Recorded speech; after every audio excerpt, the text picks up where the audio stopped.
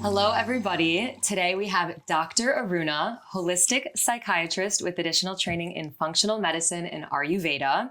She is the Chief Medical Officer here at Hemptress, founder of Psychiatry 2.0, activist, innovator, and leader in shifting the paradigm in the psychiatric field to address mental illness holistically with her diet, trauma, and toxins model.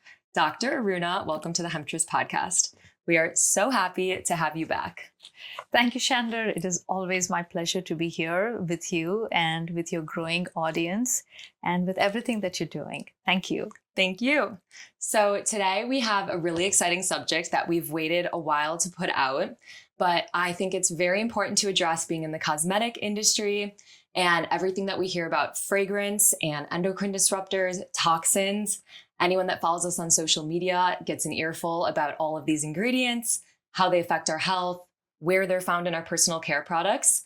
So I wanted to bring our Chief Medical Officer, Dr. Aruna, here to talk about the medical implications of the toxins and specifically the fragrance that we find in the cosmetic industry. That's a loaded topic, but I think it is very timely.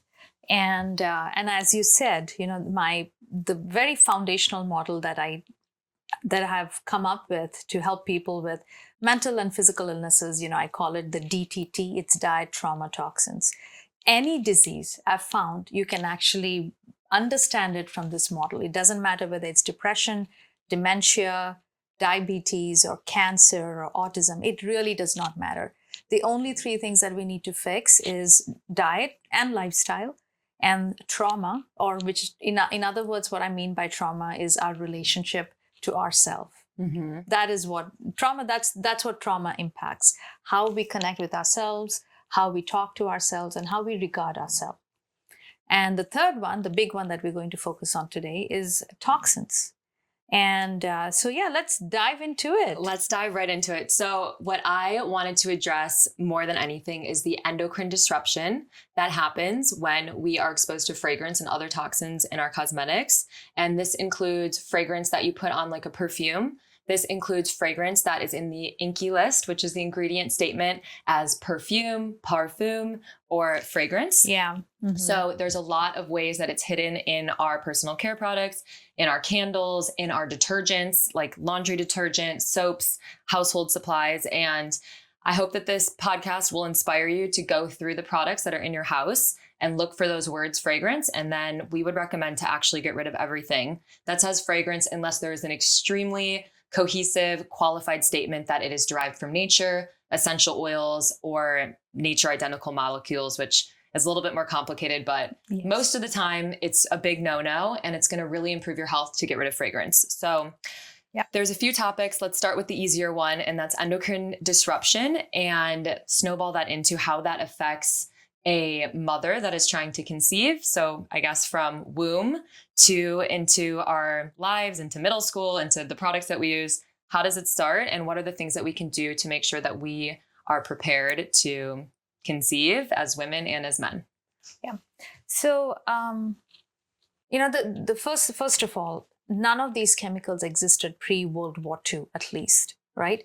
And it's only since post-World War II that we are actually having to contend, our bodies, our cells, our organs and tissues are having to contend with more than 80,000 chemicals that have been released into everyday use. Wow. And today we're going to focus on fragrance molecules.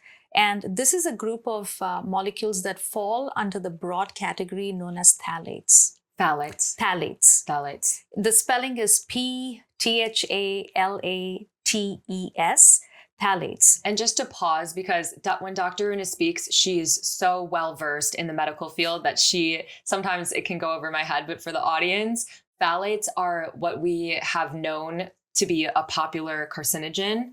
And it's kind of gained some mainstream press about, and even in the cosmetic industry, we've switched from using phthalates as preservatives to now sodium benzoate, which there's like a whole nother epidemic with sodium benzoate and the implications of that. Can turn into a carcinogen when it gets broken down into benzene. Benzene, right? of course. Yeah. So that's another ingredient to look for. But regardless of that, this is a known topic. This is not some, like conspiracy theory. This is really big in the industry, as I've been in the industry for 3 years now. And Yeah, phthalates. And then much longer, having had personal experience, both you and me, right?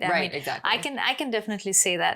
I grew up in India. I lived in India for the first 27 years of my life, and then I moved here. And I do come from a relatively smaller town, city, you could say. And growing up, my life, we didn't use as many chemical products. I mean, yeah, we did use a soap that had sandalwood fragrance in it, probably some other chemicals, but it wasn't overwhelming. And for the most part, my shampoo was soap nut powder is what I used for shampoo. I used a chickpea based homemade powder as a face scrub. So this is how I grew up. And coconut oil was a moisturizer. I did not lather myself with lotions and things like that. And everything was, we looked, as a teenager, I started to do facials and steaming my face and, all those kinds of things. But all of that was happening with ingredients that came out of my kitchen. Right. So when I first came here, moved to the US in 2004, and my husband, we were just newly married, and he took me to, is it Bath and Body Works? Yeah. Oh, no. Oh, yeah. Yeah. I was Bath thinking and Body. Bath. Yeah, I know. I get confused between the two. Bath and Body Works, Yes. and he actually bought me, and even before that, when we actually just got married, he bought me some perfumes, Davidoff, and the branded ones. Uh-huh. And that was all very new for me. Bath and Body Works is such a throwback to my childhood because I remember we'd go to the mall when we were in middle school, and it was like a big outing, and they had those little hand sanitizers. Yes. Do you remember that? They were all smelly. I mean, I don't know that, but I'm getting to experience that with my teenage girls. Now they want to go and get those little hand lotions and all that stuff, and I have to steer them away. But my own personal experience, migraine for me. Yes, for me too. I could not. I mean, I would step into those stores, and my husband would be like, "Hey, this is what's the in thing. Yeah, this smells good. Here, try this out. Try that out." And with any of these perfumes, I would end up with a headache, or I would in Bath and Body Works, I actually would feel very stuffy, like I couldn't breathe. I would actually feel like I never had asthma, I never had allergies, but I would feel that. But what I did have was PCOS, endocrine condition, polycystic ovarian syndrome, and I also had Hashimoto's. This is all by the time I was 27, which is an autoimmune thyroid disorder. Hormonal, so it's endocrine and autoimmune kind of a thing. So yes, we talk about fragrance as primarily an endocrine disruption, but I'm sharing all of this to impress upon our audience that it's not just endocrine disruption. Immune system disruption is so very integral to this. And once you understand the role of the immune system and how these molecules actually impact our immune system, then we can understand why cancer happens, why allergies are happening, why eczema is happening, why headaches are happening. Right. Because that's the thing. I mean, so let's talk about phthalates, right? Please. So phthalates are the group of compounds that are typically used in the artificial fragrance industry. So anything that is a synthetic fragrance. So like Chandlar just mentioned, perfume or parfum, which is a French way of saying the same thing. It sounds better, but it's not good for you still. It's still not good for you. So all of these terms refer to phthalates, which give that synthetic fragrance, right? And I want to add one thing from the cosmetic side is that when you list fragrance, perfume, as you see it on an ingredient statement, that is the company's intellectual property. So you are allowed to hide chemicals that aren't even a part of the fragrance. It's kind of a loophole where you can add something that might be really ugly on the ingredient list behind perfume and say it's a part of your perfume intellectual property for your company. So that actually covers more than just the phthalates, but also other chemicals that are too ugly to put on the list, which is unfortunately just an ugly loophole in the industry. Yeah. And the thing is, none of these chemicals were tested for human consumption, especially at the rate that we are getting exposed to it. And phthalates are not just synthetic fragrances, but they have, I mean, I forget, they are used in industry in many, many different ways. And not to mention that, when you're drinking out of a plastic bottle, or if you're heating up your food in a plastic container, the things that we don't think twice about, or if you're using an antibacterial soap or hand wash, all of these things are exposing us to these toxic molecules, and there is a synergistic effect that is happening in our bodies. None of this has been tested. And now, of course, we are also contending with microplastics and nanoplastics, and all of these terms are being thrown out. And the result of all of this is that we are seeing that today's generation is more sicker than the previous generations. The children that are born today, according to some statistics, more than 50% of children born today are going to be diagnosed with a chronic disease and will need medication. More than 50%. More than 50%. And I'm not kidding, you guys. And I'm not kidding. And when I say a chronic disease, it means, of course, autism, neurobehavioral conditions, ADHD, but also ear infections. How many? I mean, yes, I grew up in India, but even here, when I talk to people of my age who grew up here, they did not see as many kids with ADD in their classes, or they did not. Ear infections was not very common. Eczema, food allergies, all of this was not as common or rampant as it is now. And I can tell you, even from my own journey, from being a medical student more than 25 years ago to now, there are certain syndromes like eosinophilic esophagitis. It's an immune condition, and that is showing up in less than 2-year-old kids, where these babies are having these severe vomiting because of severe irritation of the lower 1/3 of the esophagus. And it's called eosinophilic because when they take a look at biopsy that area, they're finding a lot of eosinophils, which basically a kind of immune cell that increases whenever we are having an allergic trigger or parasitic infection or something like that. But mind you, these babies, they're literally just born. They're fully not exposed to the environment, and we should not be reacting to our outside environment in the way that we are doing. And these babies are not having parasites or any of those things that would account for that.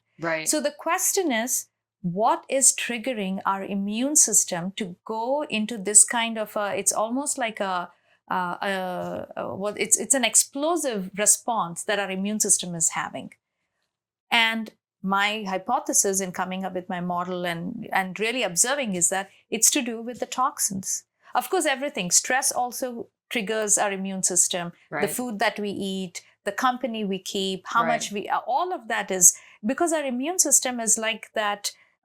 It's our army. It is our generals, our soldiers, our cavalry, our infantry, all of that. And their job is to create a definite barrier between what is the outside and what is the inside, and to only allow friends to come into the true interior. And if there is a foe, to effectively defeat the foe. But when our immune system is constantly triggered, so now our immune system is not able to differentiate between friend and foe, and it is indiscriminately attacking friends as if they're enemies. Which is the autoimmune. Which is the allergies. So we are talking about the immune system attacking something from the outside. Like, for instance, I see what you mean. Okay. So that's, we should not be reacting to pollen. We should not be reacting to dander. We should not be reacting to animal fur. Right? I mean, we've all had, for generations, we've had animals as pets. But now the newer generation is unable to tolerate all of these things. But they were all there. Yes, fur and animal dander, that is all foreign animal protein that previous generations did not react to, but we are reacting to it right now. And it's very evident and obvious, even just in our social circles, as you go out to dinner with friends and the waiter comes by, any allergies we should be aware of. And I once went to dinner with my cousin's friend, shout out, sorry to expose you, but every single girl had a different allergy and ranging in severity all the way up to anaphylactic allergies. So every single girl's like, okay, gluten, dairy, eggs. And the next girl's like gluten. And the next girl's like nuts. And then, it's just on. And the waiter's just scribbling down. And this is the world that we live in. Where the point, remember when you used to go to a restaurant and you would have to tell them about an allergy. It wasn't like he just came around and started scribbling down everyone's health problems, because that's just what are we going to cook? Yeah, exactly. Right. And it's hard. It is hard. Yeah. And it's hard for everyone. I mean, not be able to, and I mean, in reality, they're probably not allergies. Most of them are food sensitivities because of leaky gut, which can be fixed. I mean, but when we're talking about allergy, it's the severe immune reaction to the outside, to the outside is what we're talking. As opposed to an autoimmune issue. Could you just differentiate so I don't confuse everyone because I said it incorrectly? Yeah. So the autoimmunity is when our immune system is attacking the cells of our own body. Got it. And there too, too, toxins play a role. I mean, yes, I That's was going perfect. to. I think that's the perfect This is a perfect differentiator. segue. Yes, Yeah, exactly. Yeah. So really, in terms of allergies, what I want all our audience to understand is that when our immune system is constantly aggravated, then it loses that sensitivity and that discernment intelligence to figure out, okay, this is a friend. I don't need to react to this. And this is a foe. I definitely need to react to this. Yes. That discerning intelligence is gone away. And the question is, why is our immune system constantly aggravated? And my answer is, it's the overexposure of toxins. But why should the immune system react to these toxic molecules? Because, and this is where we'll talk about how it can also lead to autoimmunity, is because when we take in these molecules, number one, they're all petrochemicals. They come from petroleum. I mean, whether it's pesticides, artificial dyes, these fragrance molecules, preservatives, I mean, everything. Propylene glycol, Yes. propanediol, all those. Polyethylene glycol, PEG, polysorbate AT. Butylene glycol. Yes. I mean, we are not Check your showing labels, off. guys. Check your We're labels. not showing off here. We are definitely sounding these words and these names out so that the next time you are shopping for yourself or your loved one, do check them out. So number one, these are petrochemicals. So what does that mean? They are fat-based molecule, which means that they are fat soluble. Which means that every cell in our body has a lipid bilayer. It's a 2-layer of lipid that keeps the interior of the cell protected from the exterior of the cell. And if anything has to pass through that barrier, the cell membrane, which is made up of 2 layers of lipids or fats, it has to be fat soluble. And so if you have something that is fat soluble, if it is a toxin, it's going to bind to our cell membrane. And when it binds to our cell membrane, this is one of the first ways that autoimmunity happens. Now, because this molecule is binding to our cell membrane, this cell begins to look different to our immune system. And so our immune system is coming in and looking at, because that's what the immune system does. It's always scanning to look for foes, invaders, and anything that is out of, even cancer cells. It has to look for cancer cells and mount a response. It's looking at that, and then it goes, hey, what is this? And that is one of the ways that our immune system can actually mount an immune response against our own cells, because they begin to look different because these molecules, these toxins are attaching to it.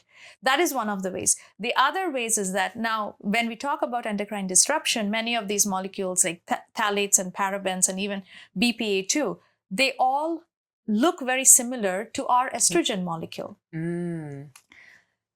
Glyphosate, I think, has androgenic effect. I mean, I get confused between the two. With the pesticide, the Roundup, the weed killer that we use, I believe it is androgenic. Yeah, glyphosate. And atrazine, which is another herbicide that is used very commonly in agriculture, has the opposite estrogenic effect. And atrazine, if I'm saying it properly, is the molecule that everyone has heard about that was turning the male toads into female toads, correct? Correct. Yeah. So that is being used in our food and in agriculture and in our soil and in our land and unfortunately then in our environment.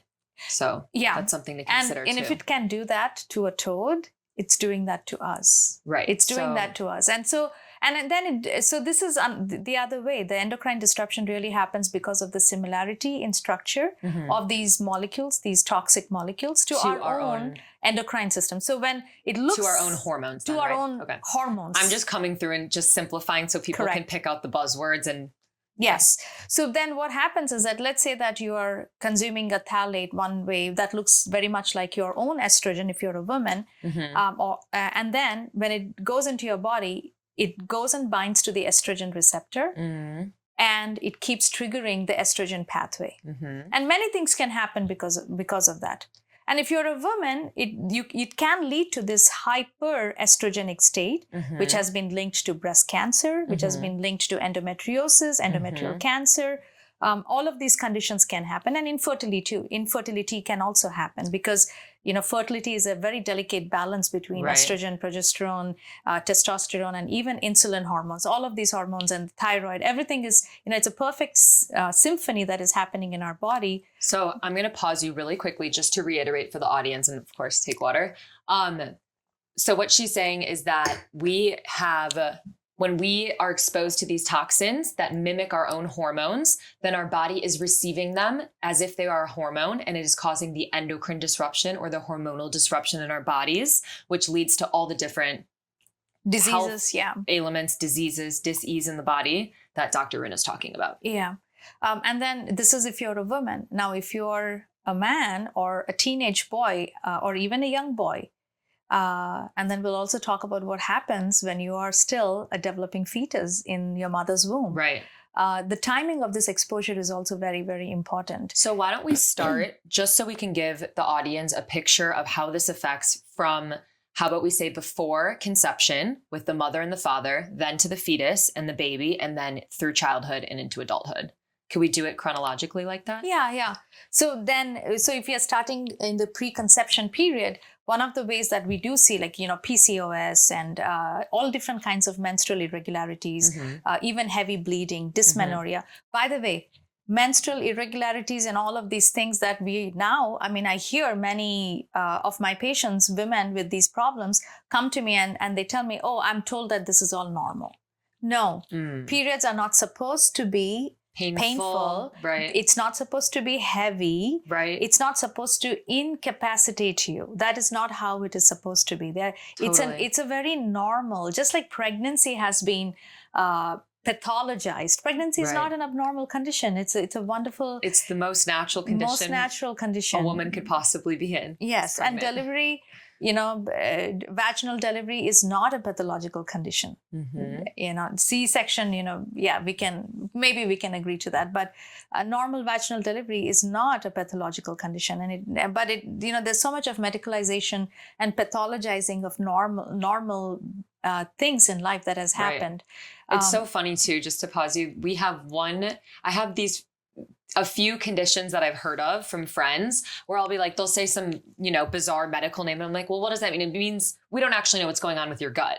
Or like IBS, like a regular bowel syndrome. It's like, it means we don't really know what's going on. Or like, this means just like no idea. Yes. Which is so interesting too, that now we have all these diagnoses that mean nothing. They just all mean of the diagnoses, we're not really sure. Yeah, they're all, what do they call? They're all symptomatic diagnoses. Right. So irritable bowel syndrome, you get diagnosed if you're having a pattern of alternating diarrhea and constipation and nervousness giving rise to maybe diarrhea. Then, if that pattern has existed for X number of days or months or weeks, lo and behold, you now have IBS without any explanation for why that has happened. And that is the modern medical model for you, unfortunately. Yes. So we talked about the females, the women who can develop all these problems. And again, remember, when we're talking about toxic exposure, some of the chemicals are estrogenic, some of them are going to be androgenic as well. Okay. Which is an androgen? With testosterone-like. Okay. So you men and women, it's almost as if the playing field is being equalized between the two genders, between the two sexes. Interesting. And, interesting thought that we'll get to. It's we can go off in so many tangents. Yeah. But on the other side, so for the pre-conception dad or male person, for the man. So I wanted to re-emphasize, we're talking about what happens before pregnancy and how it can relate to the health of the fetus and the baby. And it's not just the female, it's not just the woman that carries the child, but also the man, which a lot of men don't really know until maybe their wife is having, I shouldn't say their wife. Pardon me, until they're having a hard time conceiving and they go in and the fertility doctor goes, oh, well, you have no viable sperm. So men are very much involved in the health of the fetus too before conception. Yeah.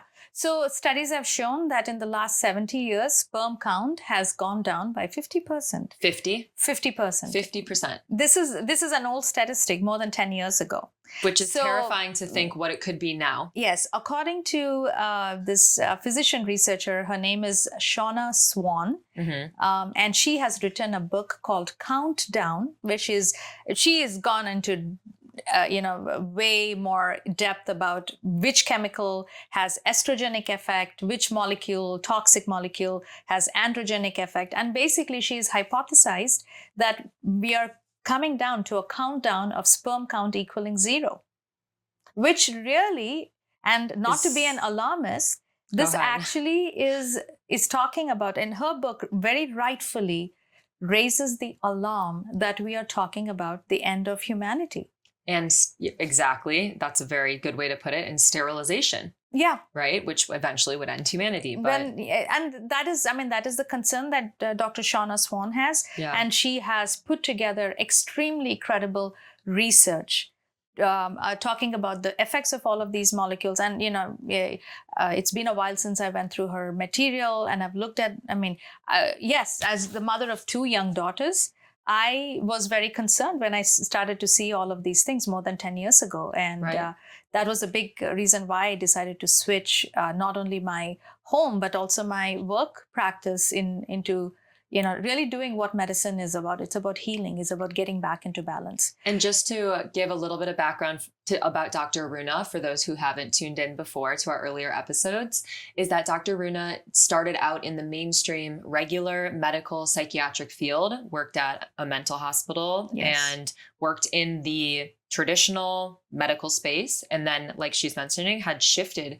into the holistic psychiatry as she noticed with her patients that they weren't healing. They weren't getting well. Yes. And as we know in all different fields, it is very much sick care that we offer. And it's not about healing and recovery and remission. So that's when you made a shift, right? Yeah. I mean, the big reason I made a shift is then this you'll see with a lot of people, physicians in the holistic field, functional medicine field, is that we are blessed with our own health challenges. Right. I used to see it as a curse before, but now I know any health challenge that I come face to face, I figure out how to help myself and then I take it to the world. And I'll add in too, I feel like that very much with the work that I'm doing with Hemptress, is that I was very sick at one point in my life and I experienced symptoms of mania and a misdiagnosis of bipolar disorder.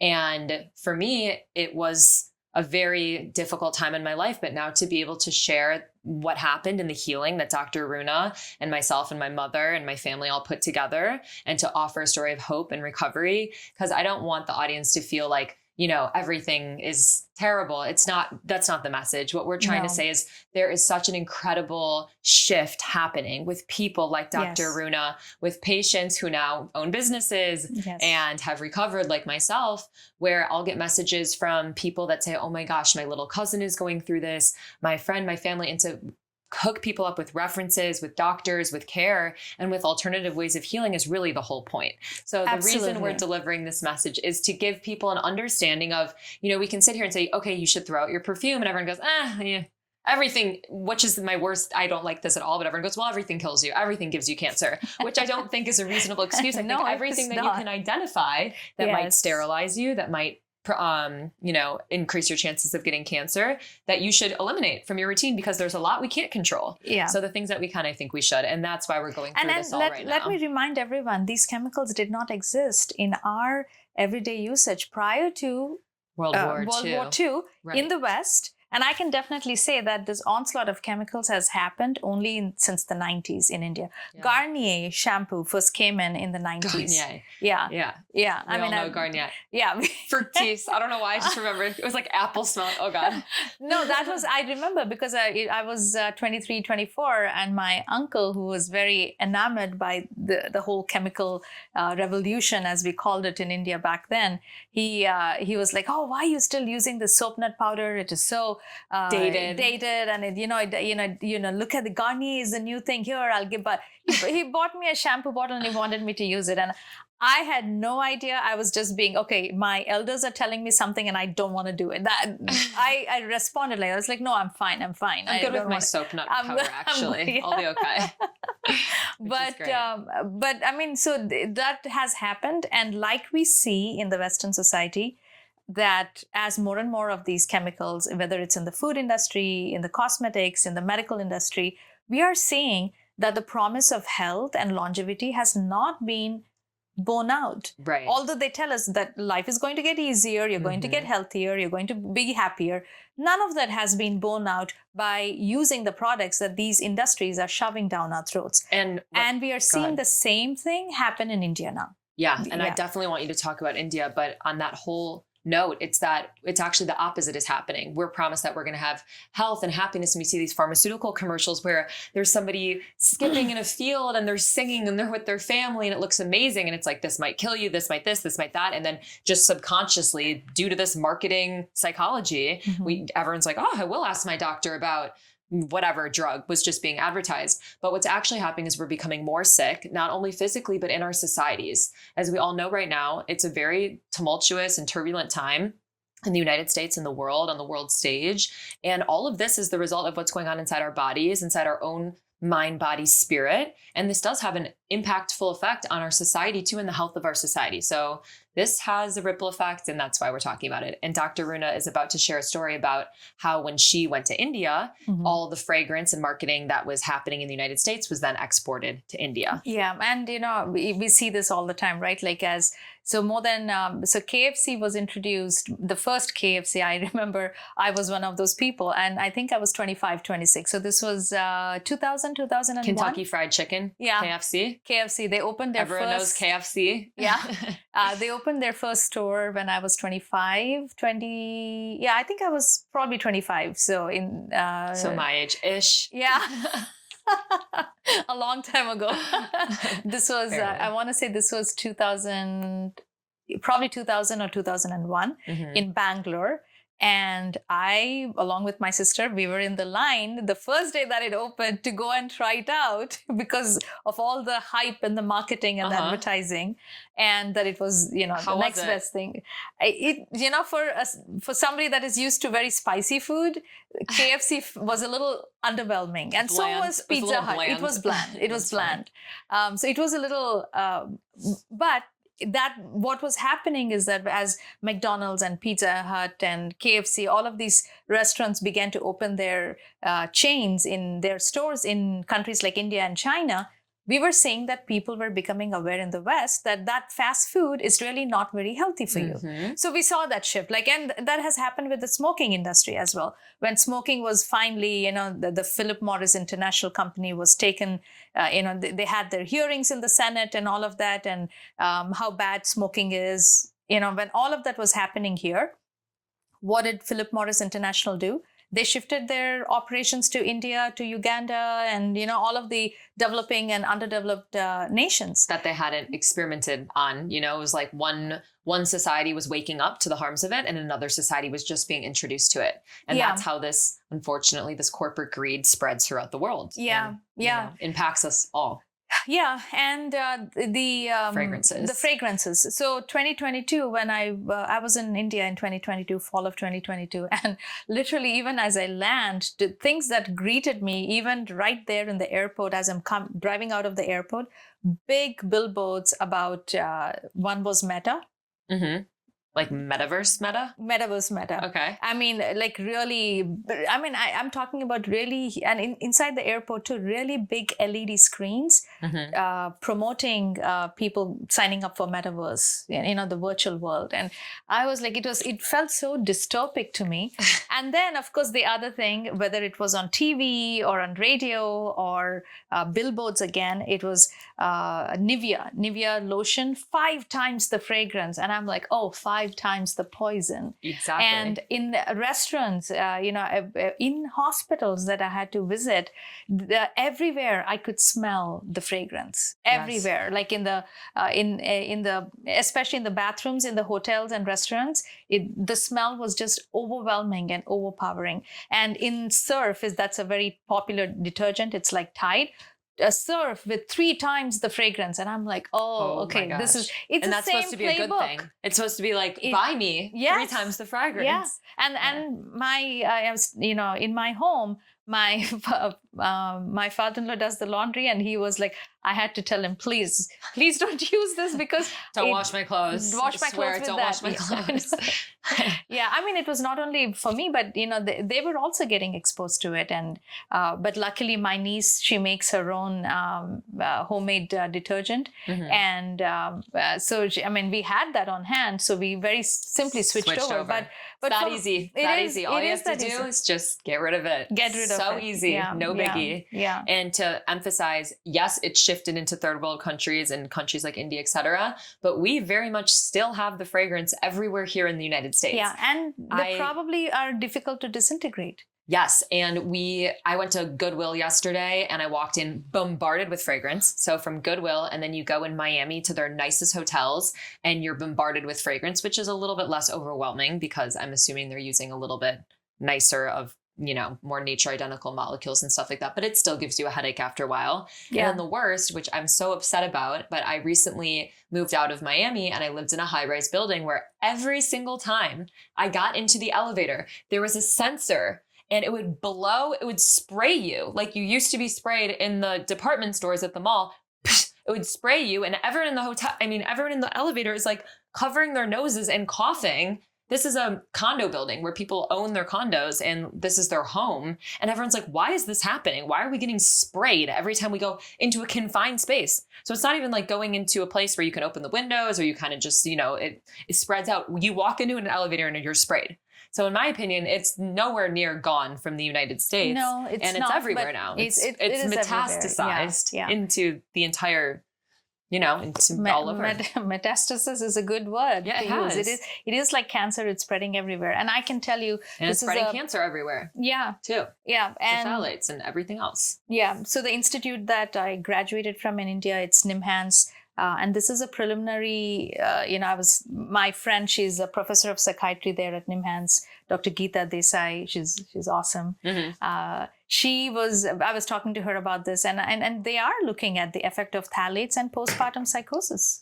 Wow. They're actually doing a study. I mean, thank God for, the institutions in India. They do pick up these topics and they do. That's great. And so I don't know. I mean, this was a while ago that when I was telling her about all this and she was like, yeah, I know because they are seeing an uptick in psychosis all of a sudden, especially in postpartum psychosis. Yeah. So as long as we're going through the whole model, we talked about the men and the women and how the toxins that they are taking in before conception are actually going to influence the fetus.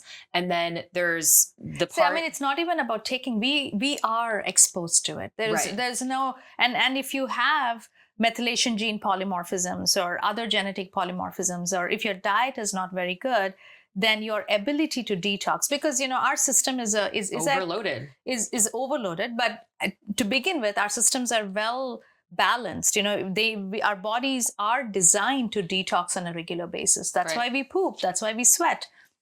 But when our nutrient intake is low, or if we have certain genetic polymorphisms, then we don't detox these molecules and they accumulate. And the longer they stay in our body, the negative effects, whether it is the immune aggravation effect, or it is the endocrine disruption effect, or the carcinogenic effect. And then the effect on the fetus. On the fetus.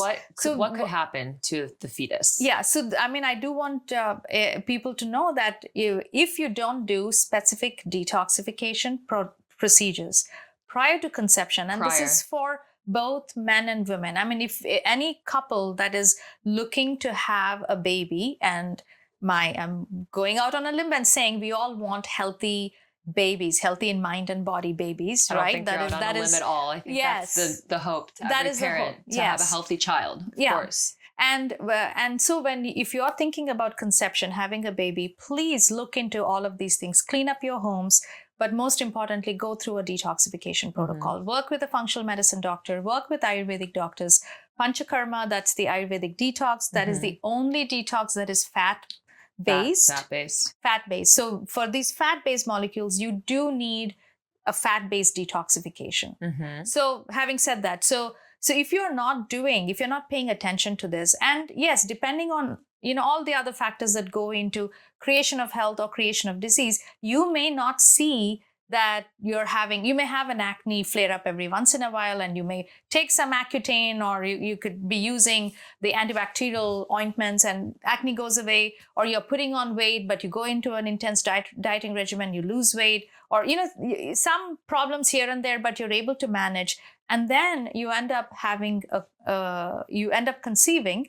But those chemicals and the continuing exposure, like if you're not eating right, if you're continuing to use these molecules, and especially for us women with all the cosmetics that we, societally, we are told that we need to look a certain way. And if you're using your foundations, your concealers, your hair straightening agents, everything, all of those are filled with these endocrine disruptors and immune disruptors. And all of that, because again, the placental barrier will allow for many of these molecules simply because they're fat soluble. Yep. So they do end up in the developing baby. And when a baby is exposed to these molecules, especially in crucial stages of development, it does impact their neurological development, their endocrine hormonal development.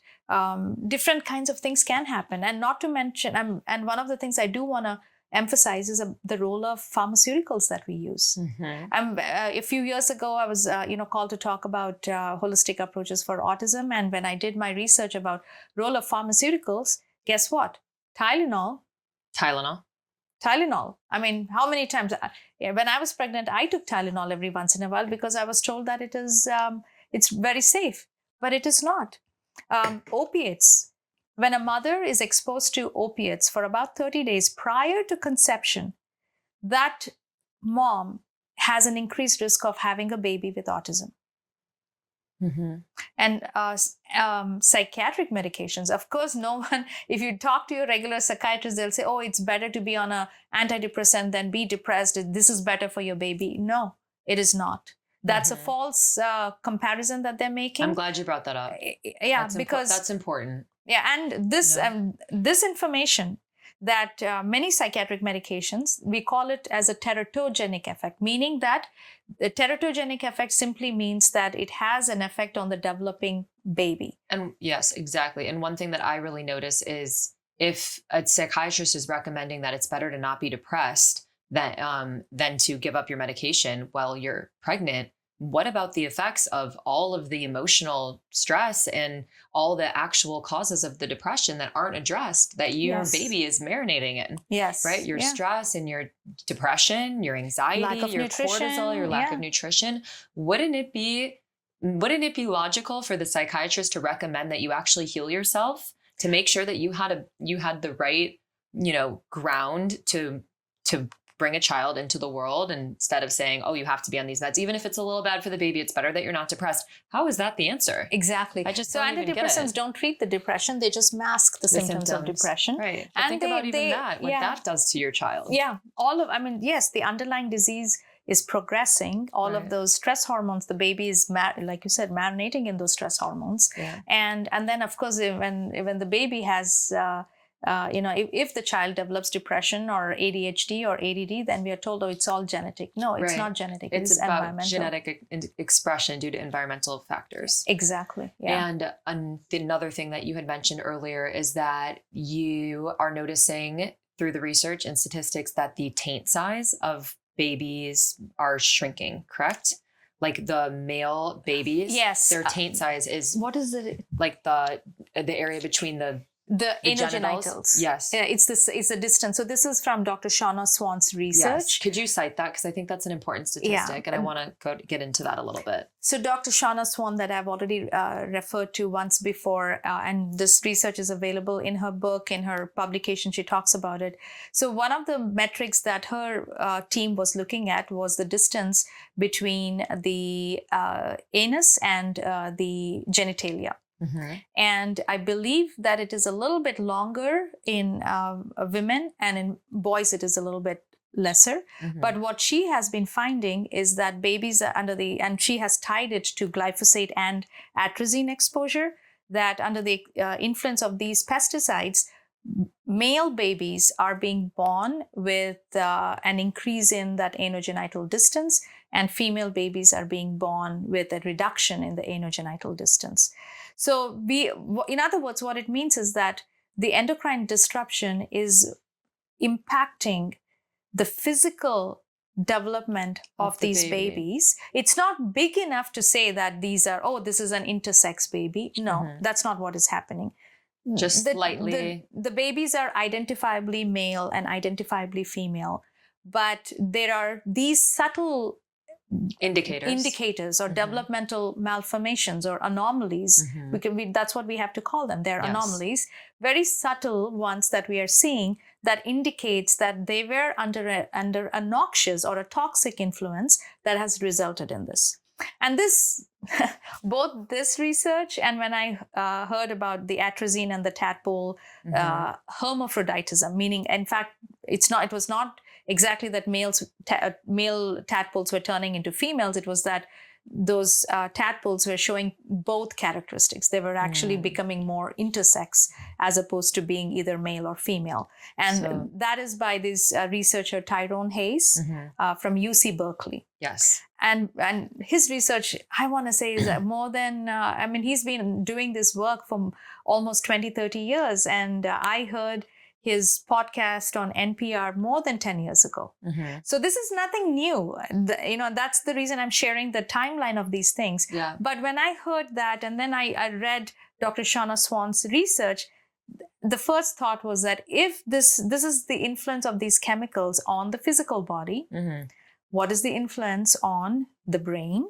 What is the influence on the emotional body and on the psychological body? Yes, the identity. Yes, and I'm going there. Yeah. One of the hypotheses that my mind came up with is that because what was parallel happening is that there was this sudden explosion of gender dysphoria, gender identity disorders. Yes. So this is something that Dr. Aruna and I wanted to talk about on the podcast and give the medical explanation of what's happening with gender dysphoria.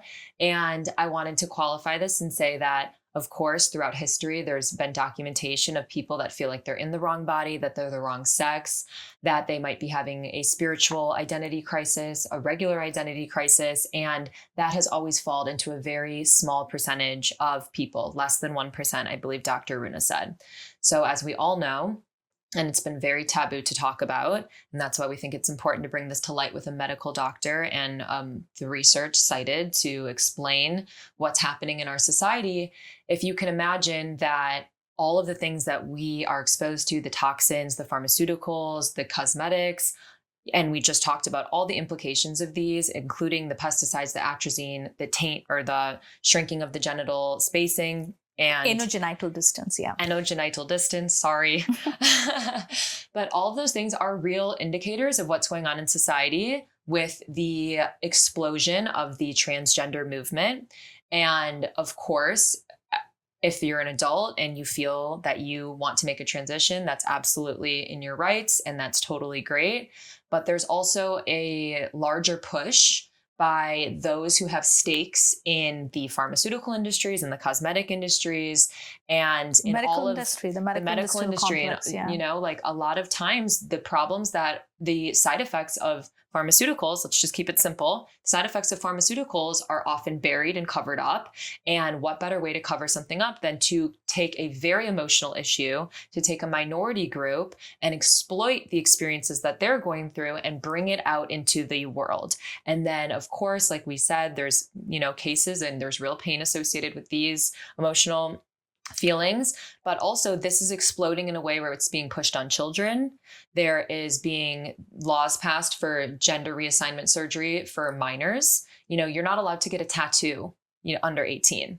So now we're saying that you can take your breasts off, that you can have puberty blockers, and it's a loaded issue. It's a complicated issue, but I did want to bring to light the medical standpoint, what's going on and who is benefiting from this, right? And if we're in a space where everyone says, oh my God, we're so overpopulated, what are we going to do? Would it not be in the best interest of those that are controlling humanity and are in power to start to sterilize, right? And to cover up the side effects of the pharmaceutical injuries, the vaccine injuries, and all of the toxins that we're being fed in every single way, in every single environment in our lives. So with the deepest amount of compassion for those that have been affected by this issue, for all love and heart energy going to those that have decided to transition, and that was a good decision for them, all the power to them. And I hope that that is a beautiful life and a beautiful experience, but that doesn't mean that we shouldn't talk about the other side of the issue, which is what's going on at a larger scale. And why is this exploding and being pushed so heavily in society and especially on children? So, I can definitely speak from my experience, understanding, and insights as a physician, and secondarily as a mother as well. So here's the way, like I said, one was listening to Dr. Tyrone Hayes' research with atrazine and the hermaphroditism that it was causing in tadpoles, and then getting to know about Dr. Shauna Swan's research with the impact of these molecules on the physical development, where these so-called gender differences were seeming to be obliterated between the two genders, right? So then that got me, and of course, the parallel, we are seeing this increase in gender identity, gender dysphoria, and it's become a very murky topic, and science should not be mixed with politics. That's the first thing that I will say. Or identity politics. Any kind of politics. I mean, science is all about observation. And as a physician, my goal has always been to ease the suffering, whether it is physical suffering, mental suffering, whatever the suffering is. What is the best way? And usually the best way is the least possible intervention.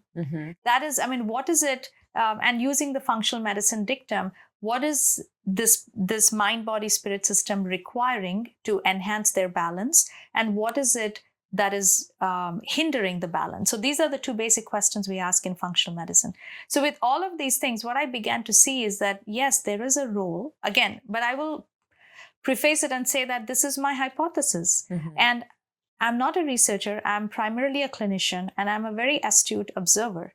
And science proceeds when we observe, and those observations can be reliably tested when these observation leads to a hypothesis, and the hypothesis has to be tested. But in today's world, what is happening is that when people like me are coming up with observations and hypotheses that is not in line with the mainstream narrative, those observations and hypotheses are being completely obliterated from being tested, from being even considered. And that is not how, that is actually the death of science and the birth of dogma. Right. That is what is happening here. I'm so happy you said that too, because we have, unfortunately, after COVID and all the events that preceded COVID and followed COVID, we have been transitioning from science as observation, hypothesis, debate, testing, peer review, testing, to a dictator-like truth, the one truth, the only truth. And it does very much resemble the religious control and the other mechanisms of control that have been on Earth for however long we have documented.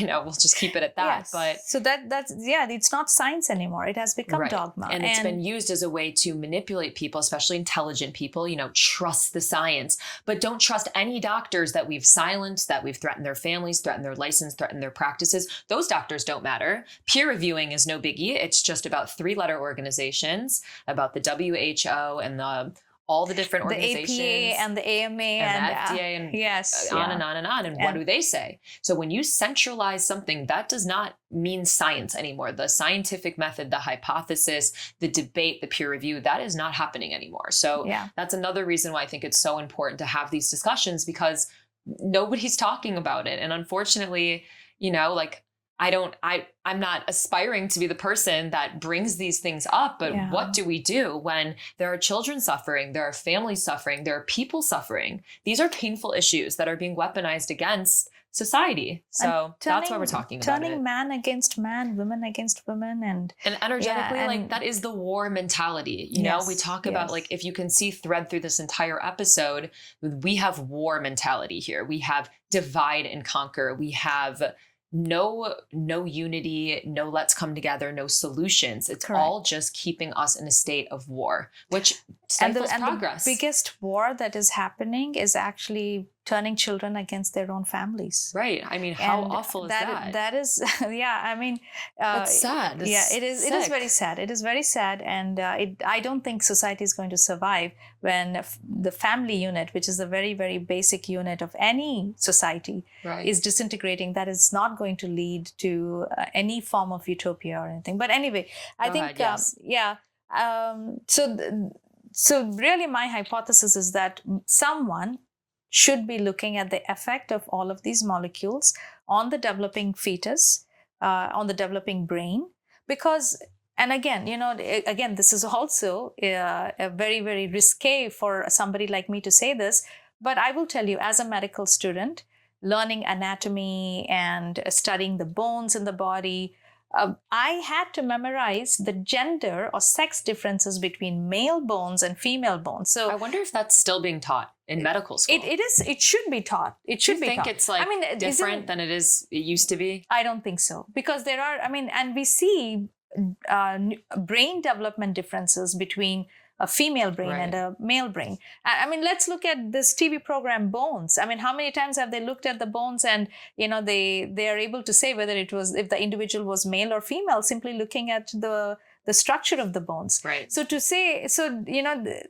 again, sex is binary. It's either male or female. We also have the intersex group, but the intersex group is really a deviation from the majority, which is, in other words, again, it's risque to say this, it's an anomaly. Right. It's which development. Doesn't make them less human. It does not make anybody. I'm an anomaly. I have a genetic disorder. I have dyslexia. I'm an anomaly in a lot of ways. And when you address something and call it what it is, then you create solutions. And then you create ways to heal and to recover and to be in remission. Yes. And yes, as a psychiatrist, I think of myself as a very empathic person, and I've always been, I have taken personal challenges just because my heart and my mind believed that I needed to do something differently for the people I was working with. Definitely. It took on a lot of personal challenges, financial challenges, all of that. Mm-hmm. So, and I'm saying that here to maybe maybe I'm giving my character reference. I feel called to do that. But is the great. I'll support your character reference any day, please. But the point I'm making is that I am truly, when I'm working with anybody, all I'm trying to do is bring that mind, body, spirit into balance, into harmony, harmony within themselves and with the environment that they're in, ecosystem, with the ecosystem. Yes, and that and it can take on. If it's a young child, one of the first things that I feel like doing is let's detox them. Right. Rather than saying that let's give them more hormones, I would say let's detox them, because what we see, and we see this even in ADHD and even in dyslexia, right?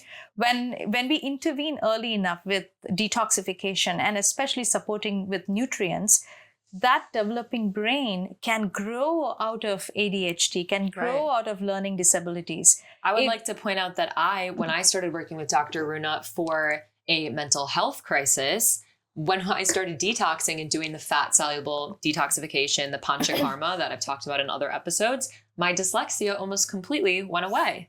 That was a happy accident. But what does that tell us, right? That our brains are malleable, our bodies are malleable, and we are constantly, every cell in our body, every organ, every tissue is interacting with the external environment, with its own internal environment, and trying to provide the best expression of itself. Definitely. And so my question is, what if early on, let's say that a young child is coming up with the gender dysphoria or gender identity, such issues. Why don't we do an analysis of, are they carrying a lot of phthalates? All these tests are now available. Right. And why don't we This is science. This is science. This is investigation. And rather than simply saying, we have to do gender affirming, because according to American Psychiatric Association and American Psychological Association, as an individual psychiatrist, if anybody comes to me with gender identity, the only thing I'm allowed to do by all these entities is gender affirming care. Really? Which is, yes. I didn't know that. I'm just asking. Yeah. So you're not allowed to look at their physiology, their genetics, their toxicity levels, or anything. You're only allowed to do gender affirming care. That is the standard of care. I've read enough articles I have personally read enough articles that makes me think that is what they want me to do. Mm-hmm. Now, have they come out with a statement? They do talk very positively about gender affirming care, how it reduces suicide. And, I haven't looked at all of that research, but some of the articles pertaining to this issue, the only thing that is, and this happens in everything, like for opiates, the only thing that we see, whether it's in radio programs like NPR or in the mainstream psychiatric journals and everywhere, they only talk about Suboxone, right? Mm-hmm. For opiate addiction. Right. Whereas I've always been in favor of naltrexone, which is an opiate antagonist. Mm-hmm. Why is that not promoted? Mm-hmm. But only Suboxone gets all the press, all the attention. It's the darling of everyone, right? Mm-hmm. But it doesn't, that's not how my, And even in terms of, okay, regular depression, the standard of care, and this is one of the reasons why I had to quit my job or I would have gotten fired, is that I was not prescribing antidepressants without first looking at their methylation gene test, without first evaluating their vitamin D. And there was a patient that came in, he already was on an antidepressant, and he wanted a second antidepressant. This was in the winter time. And he basically said, oh, this happens to me. I get seasonal depression every year. I am on Effexor, and the doctor just puts Wellbutrin and I feel fine. So I said, well, if it is seasonal, let's take a look at your vitamin D. And I don't feel comfortable doing that because, I'm learning new things. This was very early in my shift. Right. His vitamin D came back at a level of 6, the lowest I've ever seen. And I'm like, what should it be at for reference? 75 to 85. 75. This person was at 6. Yeah. And of course, the labs will say anything above 30 is normal. It's not. For me, I tell my patients it should be between 75 to 85. So I think when the sun goes away and we get less vitamin D, instead of thinking, oh, this might be seasonal, you think, okay, I just go on Wellbutrin or an antidepressant. Yeah. Seasonally. But it's literally it's seasonals in the name. So why are we ignoring that? Yeah. That is the power of persuasion, right? Yeah. Right. And so I refused to give this person his second antidepressant, and instead I, put him on a vitamin D and also talked to him about diet and eating the right foods. He was livid, and I got reported to. He was livid. He was livid. He was very angry. And you got reported? I got reported. And that was one of the, situations that the medical establishment decided to pull me up on. And the person that was reading the riot act to me was telling me that it is not standard of care. And I remember telling them that cutting edge research, valid research, takes 17 years to become standard of care. Yeah. And because I was upgrading myself, I didn't want to wait 17 years for my patients to get better. I just feel like so emotional when I hear these stories because I have gone through a similar experience. But this is progress. This is the pains of growing, of rebirthing something new. Yes. This is, we stand here trying to talk about something very uncomfortable in society, but unfortunately, somebody has to ask questions. Somebody has to make hypotheses. We all have to work together to push society forward because where we're at right now is not exactly healthy. I would encourage all of our listeners to go and fact check me. Look at all I'm giving you the names of the researchers. That would be the science. That would be the checking the journals, seeing what other people say, peer reviewing, what do other doctors say versus silencing. And the peer review system too, I am not giving much faith to that anymore because the peer reviewing is happening within that same group think tank. It's and in fact, I think it's Alan Watts. He's a scientist who I saw his video come up in my social media feed, and it was very impactful. He gave this example that the best candle maker in the world was not going to be the person to come up with the electric bulb. Right. Because science always proceeds on the fringes. Definitely. Because only people that are on the fringe are daring to think differently, are questioning the existing narrative, looking for new ways, innovation and all of that. So it's that leading edge is where, and a peer review process does not, it used to, I think at one point, of course, when Einstein came up and completely debunked Newtonian material material physics, that atom is the base of everything. And imagine he was probably told, right, that this is crazy and that's not right, and Newtonian is the way that we always. He was considered a genius, and his ideas were.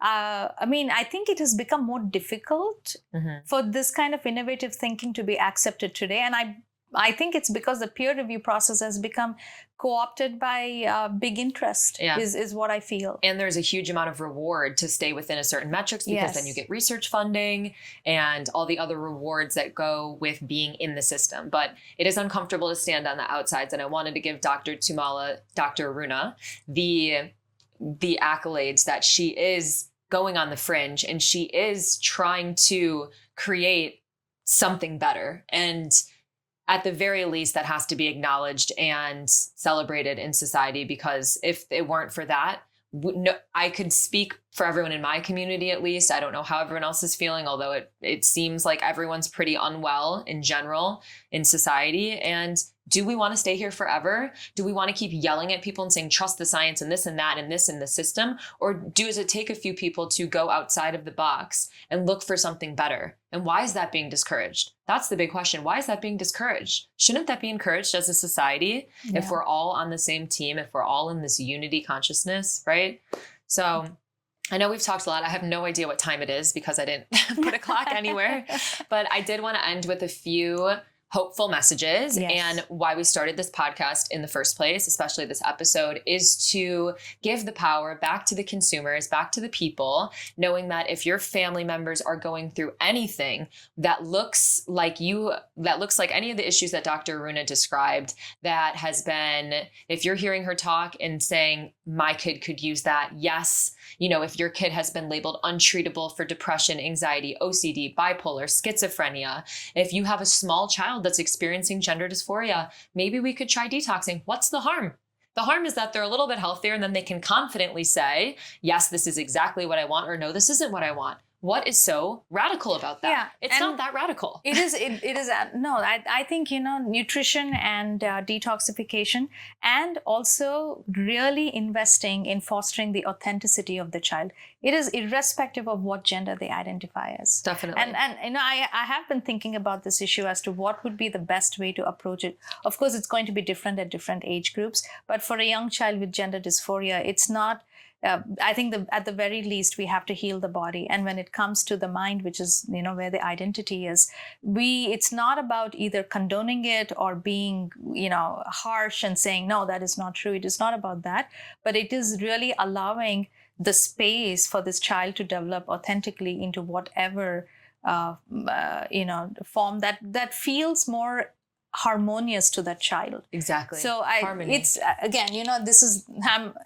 I've been thinking about this issue, and these are some of the preliminary thoughts. But I think we really need to open up this discussion so that we are able to, help and ease the suffering that people are going through. That that's where I'm That's coming the goal. from. That is the goal. Yeah. I 100% agree. And then from my standpoint, as somebody that has a cosmetic business, with our whole mission is trying to detoxify your lifestyle, give you rituals to help relax your mind, your body, to indulge in self-massage and lymphatic drainage. We at Hemptress really do want to offer people the ability to get rid of the products that they've been married to, these legacy brands, these La Mers, these the perfumes and the Dior.